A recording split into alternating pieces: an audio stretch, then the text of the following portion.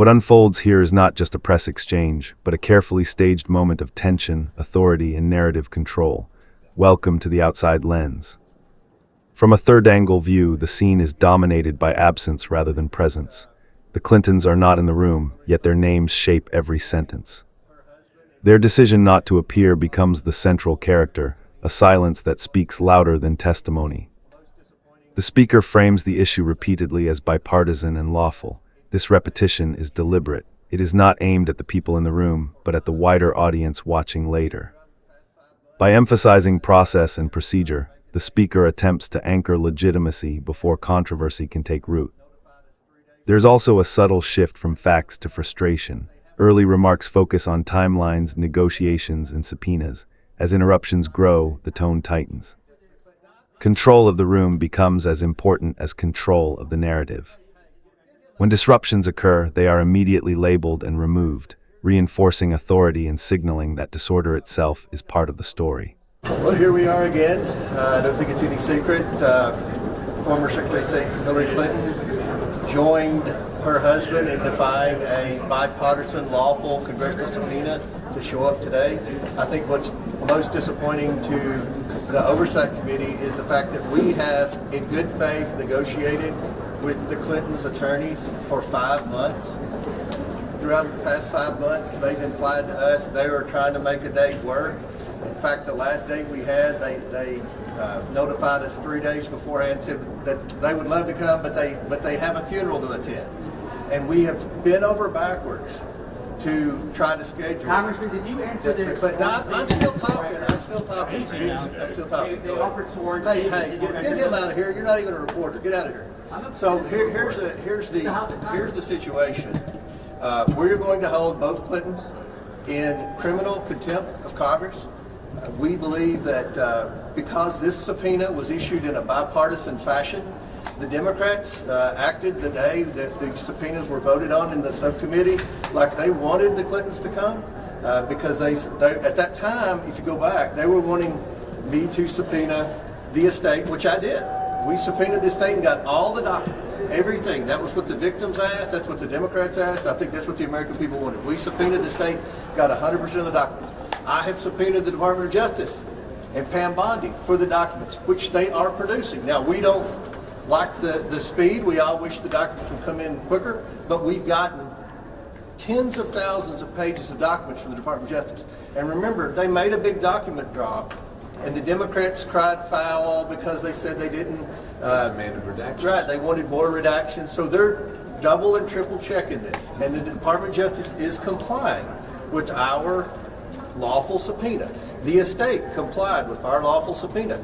Bill Barr, Alex Acosta came in and were deposed because of our lawful subpoena. This same lawful subpoena was issued to the Clintons, and they defied it. And you know, Bill Clinton's trying to play the victim card here. Only Bill Clinton could try to triangulate something that's happened, a terrible atrocity. Hidden beneath the procedural language is a deeper theme: selective accountability. The speaker contrasts those who complied with subpoenas against those who did not. Names are listed not just to inform, but to create a moral ledger: cooperation on one side, defiance on the other. The repeated references to victims serve a dual purpose. On the surface, they center the discussion on justice.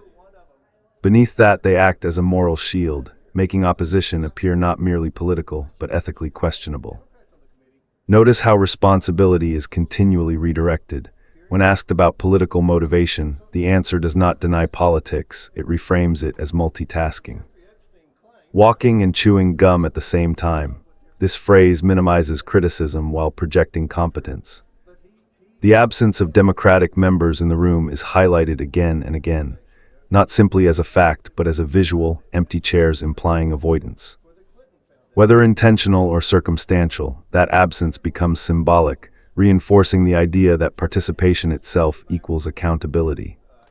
To these survivors that have had to endure who knows what from Epstein and Maxwell. And their associates. So we're trying to get answers to the American people. We're serious about it. once again, not a single Democrat showed up. You know how many depositions we've done? There's always a Democrat here. The former President of the United States, former Secretary of State, neither one of them, not a single Democrat here. So I think the questions that should be asked to the Democrats on the committee are do you still support hearing from the Clintons? Because some have asked, what's Hillary got to do with anything? Well, Jeffrey Epstein claimed, and I don't know if this is true or not, because I think a lot of what Jeffrey Epstein said was just not true. But he has said that he helped set up the Clinton Foundation. There are records that would imply that Epstein helped raise money for the Clinton Foundation. And the last thing, we are going to depose Maxwell. As you know, I've subpoenaed Maxwell. We have, and her lawyers asked us to wait till the Supreme Court or the court ruled on her appeal. Then the lawyer said she was going to plead the fifth. We are going to depose Maxwell. We felt like Hillary Clinton could offer some information on Maxwell. Did you offer because Hillary, to the record? remember, Maxwell attended Chelsea Clinton's. Maxwell attended Chelsea Clinton's wedding. So, obviously, the Cartoon Network called. They want you to take your job back, okay?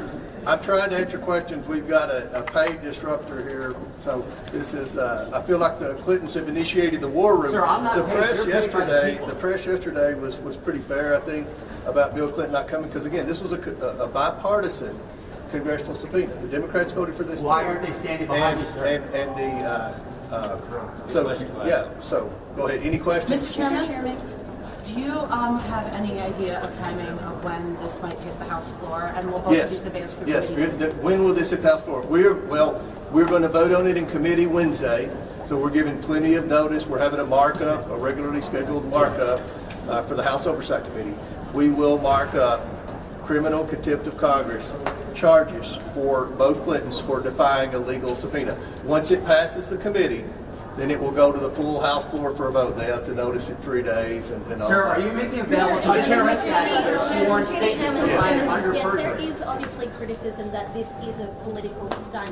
Why not focus your attention on trying to get the rest of the Epstein files released, the 99% of those documents? We've gotten hundreds of thousands of pages There are of 5 Epstein million. files released, and we're still focused on getting the Epstein files released, and they're releasing the documents. We can walk and chew gum at the same time. We can chew work gum on getting the 1% documents, and we can also work on deposing witnesses that have firsthand knowledge of the events circling and Did you surrounding depose- Epstein. Why aren't you asking the Democrats why they didn't redact the no-show file, why they says wouldn't to you, redact the files? as chairman of the committee pushing for transparency and accountability of the elites with the Epstein issue, what does the Clintons no-show say to you?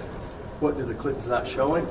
Well, it's very unfortunate. I mean, this is something, if you go back to that committee hearing when it was voted on in a bipartisan manner, there were several names that were agreed to subpoena. Sir, what Obviously, Democrats Bill Barr, specifically voted for that? listen, These are you simple need questions. to- The record's public. You can take a look No, at it. it's not. It's a voice Yes, vote. No, sir, you are incorrect and you are All right, lying. I just It want to was a note voice for vote. the people I that are worked watching here. this It's a voice live vote. that there's Name a them. paid disruptor Name them. here that's Name them. acting very You badly. can't I don't know name them where because security is, but You can't do it, sir. You look, cannot there's do it. something. Just By the way, I'm listen, having a listen. conversation with you. I can't answer questions with this guy, which is what you This want. guy knows that there were sworn No, statements provided I'm not. that you have not been I'm followed. able to answer my One more question. question. One more question for anybody up here. There you go. Suggestions that they're willing to appear before your committee in an open setting. Would you be willing to do that? I think that's something we can talk about. But you remember, We're talking about it Hunter Biden said that, and he never did show. So Hunter Biden I did. think that. Toward the end, the scene slows. The energy dissipates into repetition, votes, notices, procedures. This is intentional. It signals inevitability. The process will move forward with or without cooperation. From a distance, what this moment reveals is not resolution, but positioning. Each interruption, each clarification, each reminder of legality is part of a larger effort to define how this story will be remembered, not by what was proven, but by who showed up, who didn't, and who controlled the room. In the end, the strongest statement made is not spoken aloud. It is the unanswered question left hanging in the silence. The Democrats are trying to stall, hoping that something else will happen. They're wanting to turn the attention off of the Clintons, which I think is very unfortunate because a week ago the Democrats on the Oversight Committee wanted to hear from the Clintons. They wanted to hear from everybody. Well, that's an allegation, right? Obviously, they didn't show up today. They're only interested in this subject when it doesn't involve victims and it doesn't involve the political operatives in their party. That's the only time they're interested. When it involves the Clintons or victims, obviously, they're actually not interested, unfortunately. So here's the real question here. Why wouldn't you want to have Bill Clinton come in and testify? Why wouldn't you want to have Loretta Why Lynch in? wouldn't you? Why wouldn't you want Hillary Clinton to come in and testify? Why wouldn't you want to hear from them? Well, the Democrats did vote with us. They did vote with us. And they didn't show up today. No members showed up today. They sent their staff, but they didn't show up. Maybe they knew that the secretary was not going to show up.